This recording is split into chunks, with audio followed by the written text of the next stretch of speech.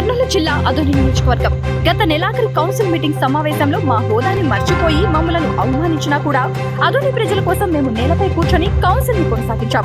హంపి దేవుడు భూములు స్వాహా చేశారు అని కౌన్సిల్ హాల్లో బీజేపీ కౌన్సిలర్ లలితమ్మను నిలదీసిన వైసీపీ కౌన్సిలర్లు బదులుగా బీజేపీ కౌన్సిలర్ లలితమ్మ మీకు మూతి మీద మీసం ఉంటే నిరూపించండి అని సవాల్ ఇస్తారు. మీరు దేవుడు భూమిని స్వాహా చేశారని సాక్ష్యాధారాలతో మీడియా ముందు పెట్టిన వైస్ చైర్మన్ నరసింహరావు.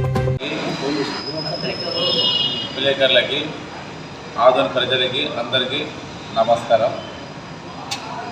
మొన్న నవంబర్ 30కి కౌన్సిలర్ సమావేశం మీటింగ్ జరిగింది. ఆ కౌన్సిలర్ సమావేశం మీటింగ్లోన కౌన్సిలర్లు అందరూ మేము దాదాపు 60-70 అంశాలపైన అజెండా రావడం జరిగింది. ఆ 70 అంశాల అజెండా పైన మేము కౌన్సిలర్ అందరూ ప్రజా సమస్యల మీద బాగా చర్చించి దీని మీద మనము పూర్తిగా ప్రజలకు సహకరించాలని కౌన్సిలర్లు అందరూ మాట్లాడుకొని పోవడం జరిగింది. అక్కడ మేము కొంతమంది కామెంట్ పెట్టినారు, చైర్ల కోసం కౌన్సిలర్లు వాదనలు చేస్తున్నారని. బ్రదర్, మీకు పెట్టిన వాళ్ళకి ఒకటే చెప్పేది, మేము చైర్ల కోసం కానీ వాదనలు చేసింటే నేల మీద కూర్చుని సమావేశం ఎందుకు నడుపుతాము?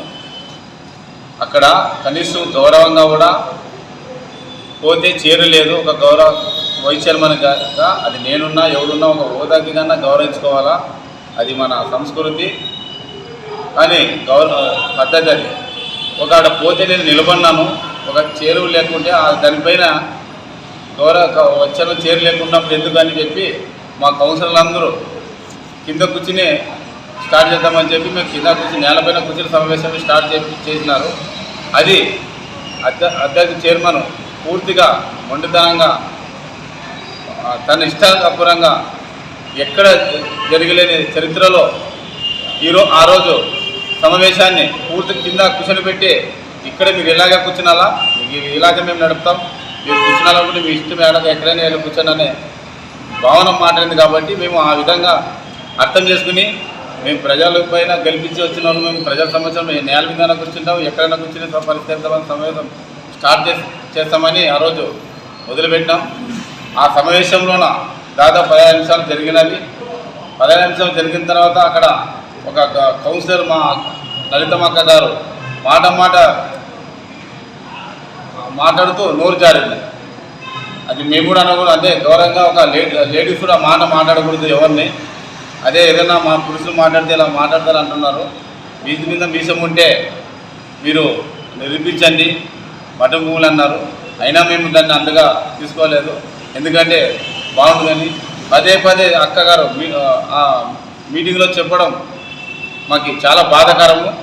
కాబట్టి మేము ఆ భూములపైన మేము ఆరా తీస్తే ఈ పూర్తిగా మధు శర్మ స్వామి లలితమ్మ భర్త పీఠాధిపతి భూములు దాదాపు భూములు ఆయన ఇక్కడ ఏమిచ్చినారో వీరపక్ష స్వామి దేవాలయ భూమికి సంబంధించిన భూములు సాగి ఆలూరు, ఆదోని, ఒలగుంద, గౌతమ్, చెప్పగిరి, ఆస్పత్రి మండలం. అంటే ఈ భూములకు సంబంధించిన ఎవరన్నా కౌలు రైతుగా మీకు కావాలని వస్తే అక్కడ మఠం వాళ్ళ దగ్గరికి వచ్చి రసీదు పొంది మీరు కౌలు భూమి చేసుకోవాలని ఇక్కడ పీఠాధిపతి సాక్షాత్ పేపర్ స్టేట్మెంట్ ఇవ్వడం జరిగింది. ఓకేనా? తర్వాత ఈ భూమికి సంబంధించిన 6 వార్డంగాలు ఇక్కడ వీరపక్ష అని దాదాపు హంపి భూమి అని 14 ఎకరాల చిల్లర దాదాపు. ఈ భూమి సర్వే నంబర్ పైన మధు శర్మ స్వామి అనే ఒక వ్యక్తి, ఆయన ఒక మెంబర్ అని చెప్పుకుని ఒక మఠంలో అని చెప్పుకుని అక్కడ దాదాపు అక్కడ కౌలు రైతులకి ప్రజలకి అబద్ధాల మాటలు చెప్పి మోసం చెప్పి వాళ్ళకి ఏదో పూర్తిగా లేనిపోని అబద్ధాలు చెప్పి వాళ్ళకి ఈ సర్వే నంబర్ పైన అగ్రిమెంట్ రాయడం జరిగింది. అగ్రిమెంట్ రాసిచ్చి ఇవ్వడం జరిగింది మధు శర్మ స్వామి. అంటే ఈ భూమిలో ఈ సర్వే నంబరు ఒక దేవస్థానం సంబంధించింది, అవి 6 వార్డంగా మట్టుకు సంబంధించింది. ఆ భూమిని రాయడానికి ఈయనకేం అధికారం ఉంది?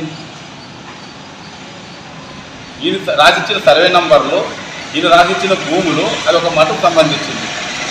ఆ మట్టికి సంబంధించినప్పుడు ఈయన రాసిచ్చే దానికి ఏ అధికారంతో రాసిచ్చినా ఆయన ఏమన్నా మట్టిలో ఒక నంబరా, లేకపోతే ఏమన్నా పీఠాధిపత్య, లేకపోతే వీటికి ఏమన్నా మట్టికి సంబంధించిన ఒక గుడి ఏదన్నా ఏమన్నా రాతపురంగా ఏమన్నా ఇచ్చిన రైట్ ఏమైనా ఇచ్చినారా?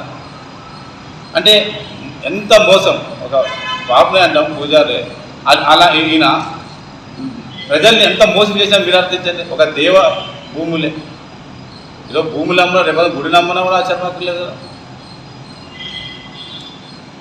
ఇవన్నీ మేము కాదు చెప్పాల్సి ఉంది, మాకే ఇవన్నీ కాదు, మేము కాదు చెప్పింది. సాక్షాత్ గుడికి సంబంధించిన పీఠాధిపతి గారే పేపర్ స్టేట్మెంట్ ఇచ్చినారు. ఈయన చేసిన మధుశర్మ స్వామి ఇలా అగ్రిమెంట్లు భూమి మీద రాసించినప్పుడు పేపర్ స్టేట్మెంట్ ఇచ్చినారు. ఏమని, ఈ భూములు ఎవరు అమ్మడం లేదు, ఎవరైనా మీరు అట్లా చేసుకుని తీసుకునేలా ఉన్నాలంటే రైతులు మా దగ్గరకు వచ్చి మాకు గుర్తి కట్టి రసీదు తీసుకోండి అని చెప్పినాడు. అంత మాత్రమే కానీ అలాంటి భూమి మనం అమ్మడం లేదు, ఎవరు అట్లా మోసపోవద్దని సాక్షాత్ పీఠాధిపతి చెప్పినాడు.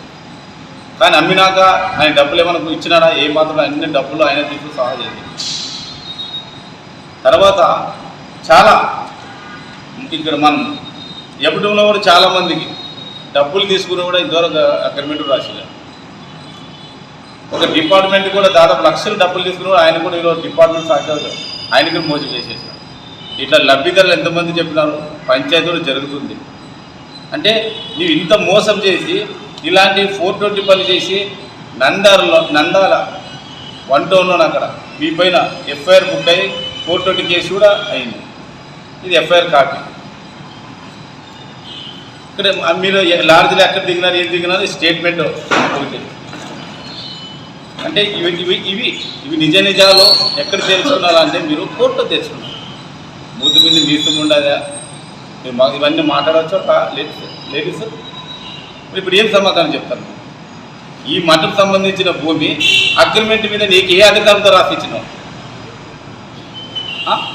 మీ మీద పార్టీలో చేర్చుకోవద్దని సాక్షాత్ మన అశోక్ కానీ రామాంజనేయులు కానీ మన ఆర్డీఓ ఇది స్పందనలో కానీ ఆర్డీఓకి లెటర్ ఇచ్చి స్పందన సబ్ కలెక్టర్కి స్పందన అర్జీ చేయడం జరిగింది. ఇవన్నీ అబద్ధాలా? అంటే మేము ఏమైనా మీ పైన వ్యతిరేకంగా మాట్లాడుతున్నామా, ఏ కక్ష సాధింపులు మాట్లాడుతున్నామా? మాకు అవసరం లేదు. నీ భూమి అమ్ముకుంటావో గుడి నమ్ముకుంటావో అది నీకు వదిలేస్తాము, అది దేవుడు చూసుకుంటాడు. కానీ మీరు మాట్లాడేటప్పుడు వ్యక్తిగతంగా నోరు జాగ్రత్త పెట్టుకుని మాట్లాడాలి. నోరు ఏందది? కౌన్సిలర్ సమావేశంలోన ఇష్టంతో మాట్లాడడం మంచిది కాదు కదా. ఏం మాట్లాడాలా? ఏదో అంశం మీద ప్రజలకు సంబంధించిన పైన, డెవలప్మెంట్ పైన, ఏదో మీ వార్డు సంబంధించి గెలిపించినారు కాబట్టి మీ వార్డుకు సంబంధించిన పైన ఏదైనా ఉంటే చర్చించు, అక్కడ మాట్లాడు. నీకు ఏదో పని జరగలేకపోతే ఫైట్ చేయి, అంతేగాని నోటికి ఇష్టం వచ్చినట్లు మాట్లాడడం ఎంతవరకు కరెక్ట్ అక్క? ఇది మంచిది కాదక్క. ఇప్పుడు ఏం సమాధానం చెప్తావు? దీన్ని కూడా అబద్ధం అంటారా? ఈ స్టేట్మెంట్ ఇచ్చింది పీఠాధిపతి అబద్ధం అంటారా? ఈ ఎఫ్ఐఆర్ కట్టిన కాపీ అబద్ధం అంటారా? మరి మీరేం చేసినారంటే ఆ భూముల్ని ఎలాంటి అవకతవకలు జరగకుండా చూడాలని పీఠాధిపతులు చెప్తే మీరేం చేసినారు? అందులో మీరు కబ్జా చేయలేదా అని నేను క్వశ్చన్ చేస్తున్నా. ఎందుకంటే ఇక్కడ దాదాపుగా మనము సలకల బండ రైతులతో 20 లక్షలు పురుషోత్తం రెడ్డితో మీరు తీసుకోలేదమ్మా, మీ స్వామి గారు తీసుకోలేదా? మీరు ఆన్సర్ ఇవ్వాలి. అదేగాక ఆలూరు రైతులతో వెంకటప్ప రైతుతో 20 లక్షలు తీసుకోలేదా మఠం భూముల మీద? పీఠాధిపతి ఏం చెప్పినారు, మీరేం చేసినారు ఒకసారి పూర్తిగా మీ ఆయన కనుక్కొని మీరు మళ్ళీ కూడా ఆన్సర్ ఇవ్వాలని కూడా తెలియజేస్తున్నాం. అదేవిధంగా మరి దీనికి సంబంధించి నంద్యాల 1 టౌన్లోన 2016లో 420 కేసు నమోదు కాలేదా మీ ఆయన మీద? అంటే ఇవన్నీ కూడా మీకు తెలియవా లలితమ్మ గారు? ఎందుకంటే ఈరోజు మేము మీకోసం కాకపోయినా ప్రజల కోసం, ఎందుకంటే ఇంతమంది అంటే ప్రజలు నమ్ముకొని ఓటేసి గెలిపించినారు కాబట్టి మీకోసం కాకపోయినా ప్రజల కోసం అన్ని ఈ ఎవిడెన్స్ మేము ముందుంచుతున్నాం అని కూడా తెలియజేస్తున్నాం. ఈరోజు కౌన్సిలర్ ఎక్స్-ఎమ్మెల్యే గారిని పట్టుకొని పదే ఆ ఎమ్మెల్యే చేతగాని ఎమ్మెల్యే ఆ దమ్మునోనికే కాలేదు చేయడానికి, మూతి మీద మీసాలు పెట్టుకొని తిరుగుతున్నారనే మాట మాట్లాడుతున్నారు. ఎక్స్-ఎమ్మెల్యే కాకపోతే మీకు ఎవరిచ్చారమ్మా సీటు? ఎక్స్-ఎమ్మెల్యే వచ్చి మీ ఇంటికి వచ్చి అడిగినారా? మీరు వచ్చి ఏడిస్తే కదా కౌన్సిలర్ సీట్ ఇచ్చింది. మరి ఆ దమ్మున్న మొగోడే కాదా మీకు లేబర్ కాలనీలో ఉన్న కౌన్సిలర్ పదవి ఇచ్చింది? ఆ మీసమున్న మొగోడే కాదా అమరావతి నగర్లో ఉన్న మళ్ళీ కూడా మీకు ఇది కౌన్సిలర్ పదవి ఇచ్చి మరి తన దమ్ముతోనే కదా మిమ్మల్ని గెలిపించిపోయింది. మీరు ఏమైనా ఈ ఆదోట్లో ఇక్కడే తిరిగినారా, లేకపోతే ఏమైనా సర్వీస్ చేసినారా? మీరు ఏరియాలో కనీసం మీరు ఎవరో తెలియదు.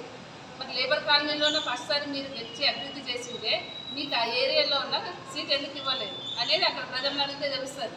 మీరు ఇలాంటివన్నీ మానుకొని మీరు అభివృద్ధి అని పోయినారు, నీతి నిజాయితీ అంటున్నారు. ఇప్పుడు కూడా మేము అదే మాటకే కట్టుబడి ఉంటాం. నీతి నిజాయితీ అని మాట్లాడే ముందు మనం ఆ విధంగా ఉంటేనే మాట్లాడాలి, లేకపోతే మాట్లాడకూడదని కూడా మేము తెలియజేస్తున్నాం. అదేవిధంగా పదే పదే మీరు అభివృద్ధి అని పోయినారు, చాలా సంతోషం, అభివృద్ధి చేయండి. ఇప్పుడు సింగపూర్లో చేసినట్టు రోడ్లు అయింది అమరావతి నగర్లో, వద్దన్నారు ఎవరైనా ప్రజలు. అది కాకోకుండా పదే పదే సాయిప్రసాద్ రెడ్డి అన్న గారిని పట్టుకొని ఈ విధంగా మాట్లాడడం కరెక్ట్ కాదు. సాయిప్రసాద్ రెడ్డి అన్న మీరు అభివృద్ధి అంటున్నారు, దేనికి అంటున్నారో మాకు అర్థం కావడం లేదు. అభివృద్ధి అని పోయినామని ఈరోజు సాయిప్రసాద్ రెడ్డి అన్న గారు మెడికల్ కాలేజ్ తెచ్చినారు, దానికన్నా ఇంకా పెద్ద కాలేజ్ ఉంటే తీసుకోరండి. బైపాస్ తెచ్చినారు, రింగ్ రోడ్ తీసుకోరండి. అభివృద్ధి అంటే అది. ఈరోజు రైలు వస్తుంది మన ఆదోళనలో, మెట్రో రైలు తీసుకోరండి. అభివృద్ధి అంటే అది. కాలేజెస్ ఉన్నాయి, యూనివర్సిటీ తీసుకోరండి. అభివృద్ధి అంటే వీటిని అంటారు. గుంతులు పూడిస్తే కాదు అభివృద్ధి అనేది అని కూడా తెలుసుకోవాలి. అభివృద్ధి అనే దాని మాట మాట్లాడేటప్పుడు ఏమి చూసి ఇలాంటి తప్పులు, ఎందుకంటే సాయిప్రసాద్ రెడ్డి అన్న గారు ఈ తప్పులు చేసే వాళ్ళని ఎవరు ఒప్పుకోరు. అందులో నేను కూడా ఉన్నా.